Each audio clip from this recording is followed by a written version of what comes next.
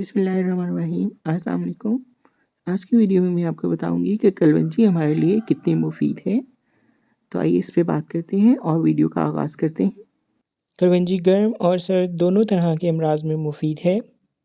इसका अपना मिजाज गर्म और सर्दी में होने वाले तमाम अमराज में मुफीद है। सर्दियों के मौसम में जब थोड़ी सी सर्दी लगने से ज़ुकाम होने लगता है तो ऐसी सूरत में कलवंजी को भूनकर बारीक पीस लें और कपड़े में बांधकर पोटली बनाकर बार बार सूंघने से ज़ुकाम दूर हो जाता है।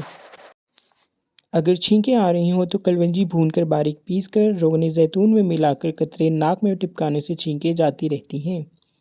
कलवंजी का तेल जोश देकर नीम गर्म सर पर लगाने से नज़ला, ज़ुकाम और सर दर्द दूर हो जाता है।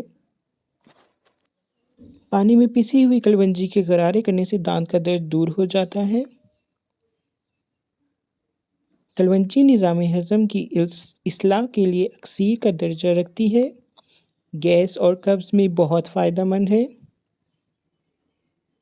पेशाब आवर भी है। इसका जो शानदार शहद में मिलाकर पीने से गुर्दा मसाना की पथरी भी खारिज हो जाती है।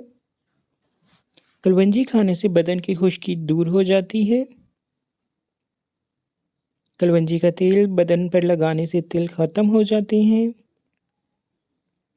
कलवंजी को सिरके में मिलाकर खाने से बलगमी वर्म रफ़ा हो जाता है।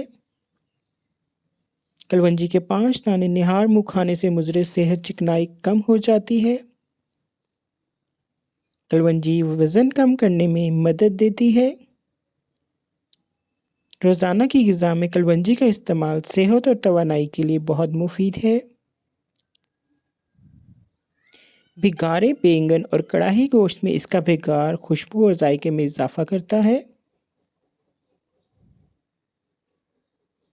कलवंजी की धुनी देने से मच्छर और खटमल वगैरह मर जाते हैं। मज़ीद ऐसी मालूमाती वीडियोज़ देखने के लिए मेरे चैनल को सब्सक्राइब करना मत भूलिएगा। अल्लाह हाफ़िज़।